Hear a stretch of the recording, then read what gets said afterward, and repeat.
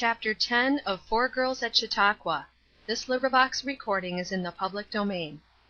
Four Girls at Chautauqua by Pansy. Chapter 10.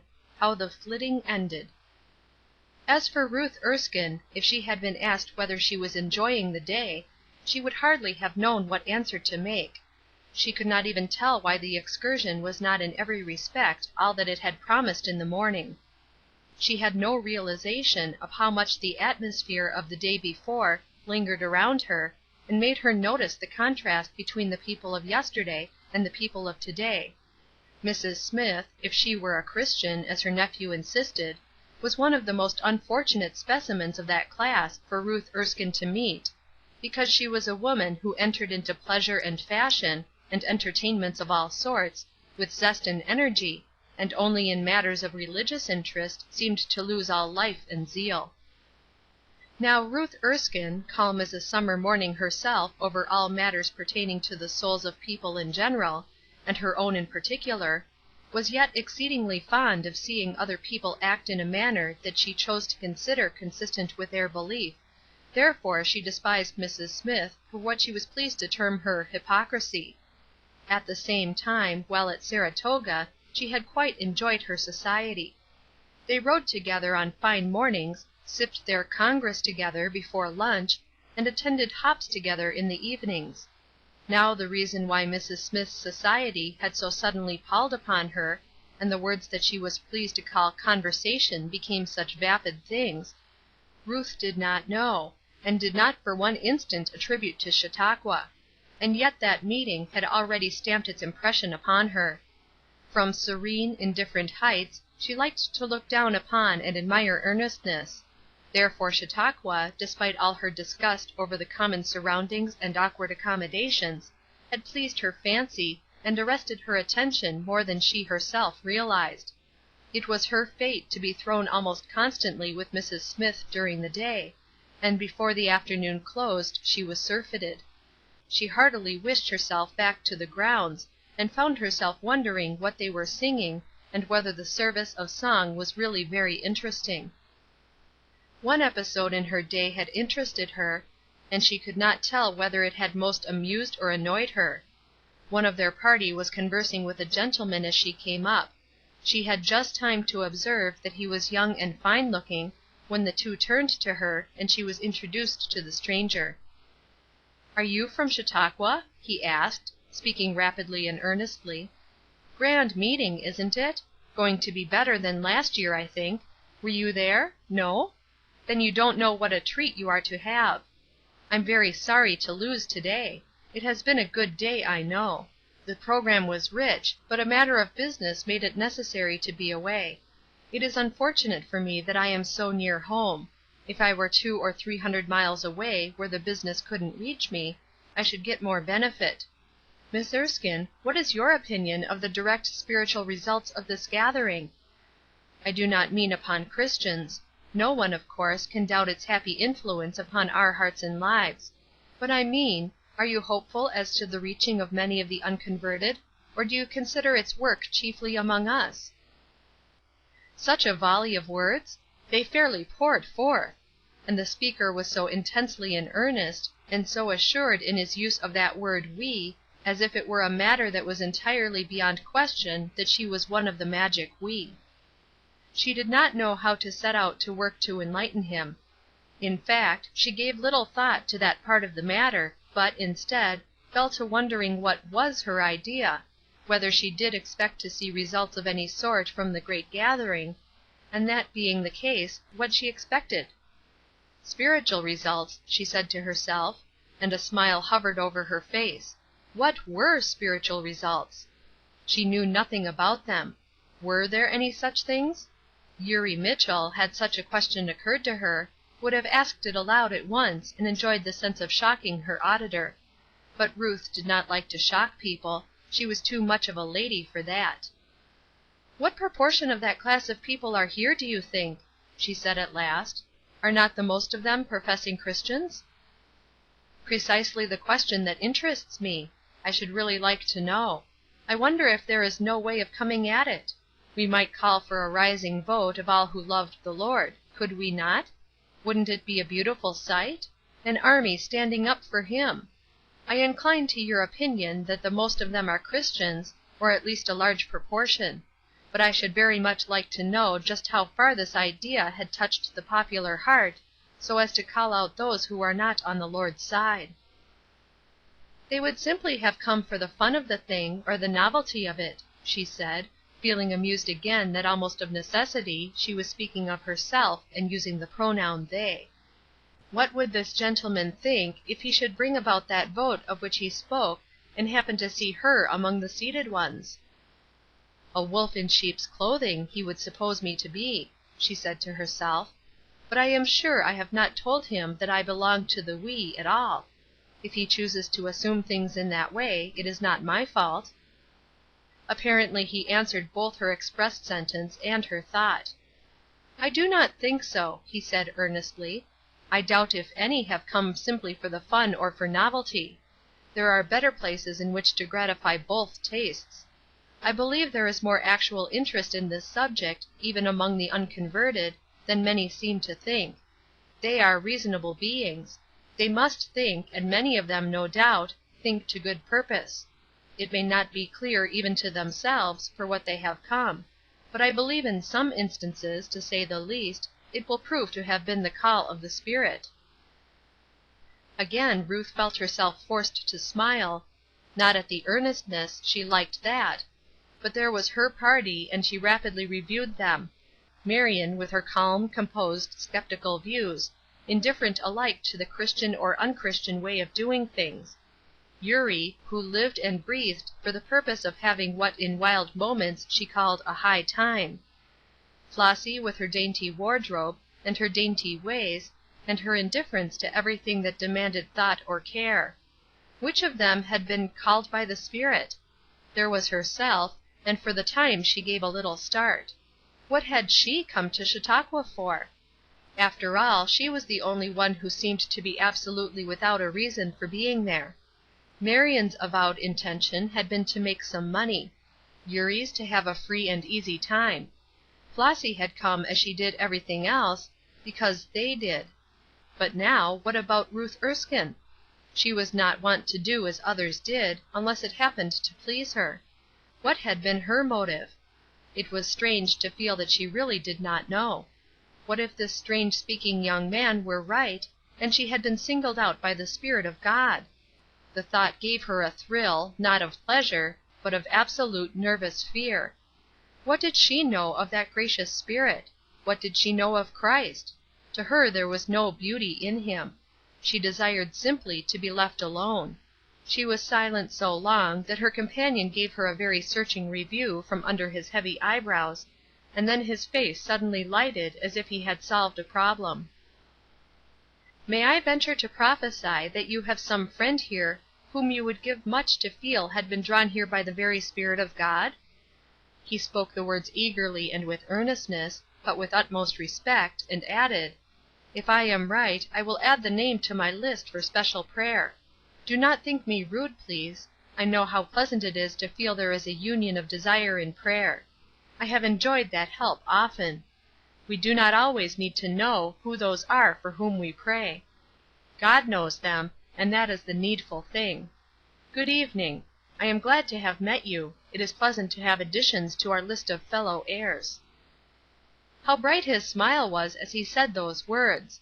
And how thoroughly manly and yet how strikingly childlike had been his words and his trust! Ruth watched him as he walked rapidly away to overtake a friend who had just passed them. Do you remember a certain gentleman, Harold Wayne by name, who had walked with them, walked especially with Ruth, down to the depot on the morning of departure, who had toyed with her fan and complained that he could not imagine what they were going to bury themselves out there for? Ruth thought of him now, and the contrast between his lazily exquisite air and drawling words, and the fresh, earnest life that glowed in this young man's veins, brought a positive quiver of disgust over her handsome face. There was no shadow of a smile upon it now. Instead, she felt a nameless dread. How strange the talk had been! To what had she committed herself by her silence and his blunders? She pray for any one! What a queer thing that would be to do! She anxious that any one should be led by the Spirit of God! The Spirit of God frightened her. For whom would this young man pray? Not certainly for any friend of hers. Yet he would put the name of some stranger in his prayers. He was thoroughly in earnest, and he was the sort of a man to do just what he said. God, he had said, would understand whom he meant. For whom would God count those prayers? For her? And that thought also frightened her. "They are all lunatics, I verily believe, from the leaders to the followers," she said in irritation, and then she wished herself at home. During the remainder of the day she was engaged in trying to shake off the impression that the stranger had left upon her. Go where she would, say what she might, and she really exerted herself to be brilliant and entertaining, there followed her around the memory of those great earnest eyes when he said, "I will add the name to my list for special prayer." What name? He knew hers. He would say, doubtless, her friend for whom she was anxious. But the one to whom he prayed would know there was no such person. What would he do with that earnest prayer? For she knew it would be earnest. She was not used to theological mazes, and if ever a girl was heartily glad when a day of pleasuring was over, and the boat had touched again at the Chautauqua wharf, it was Ruth Erskine. As for Flossy, it so happened that Charlie Flint, after Marion had startled and disgusted him, sought refuge with her. She was pretty and dainty, and did not look strong-minded, not in the least as if her forte was to preach, so he made ready to have a running fire of small talk with her. This had been Flossy's power in conversation for several years. He had judged her rightly there. But do you remember with whom her morning had commenced?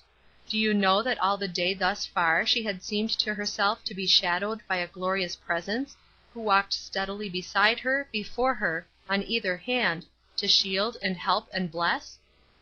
It was very sweet to Flossy, and she was very happy; happier than she had ever been in her life. She smiled to herself as the others chatted, she hummed in undertone the refrain of a hymn that she had caught in a near tent that morning. "I am so glad that Jesus loves me." Wasn't she glad! Was there anything better to find in all this world than the assurance of this truth? She felt that the thought was large enough to fill heaven itself. After that, what hope was there for Charlie Flint and his small talk? Still, he tried it, and if ever he did hard work it was during that talk. Flossy was sweet and cheery, but preoccupied. There was a tantalizingly pleasant smile on her face, as if her thoughts might be full of beauty, but none of them seemed to appear in her words. She did not flush over his compliments, nor was she disturbed at his bantering. He got out of all patience. "I beg pardon," he said in his flippantly gallant way, "but I'm inclined to think you are very selfish. You are having your enjoyment all to yourself. To judge by the face which you have worn all day, your heart is bubbling over with it, and yet you think about it instead of giving me a bit." Flossy looked up with a shy, sweet smile that was very pleasant to see, and the first blush he had been able to call forth that day glowed on her cheeks. Was it true? she questioned within herself. Was she being selfish in this, her new joy? Ought she try to tell him about it? Would he understand? And could she speak about such things anyway? She didn't know how. She shrank from it, and yet perhaps it would be so pleasant to him to know. No, on the whole, she did not think it would be pleasant. They had not talked of the meetings nor of religious matters at all, but for all that, the subtle magnetism that there is about some people had told her that Charlie Flint would not sympathize in her new hopes and joys. Well, if that were so, ought she not all the more to tell him, so that he might know that to one more person Christ had proved himself a reality, and not the spiritual fancy that he used to seem to her?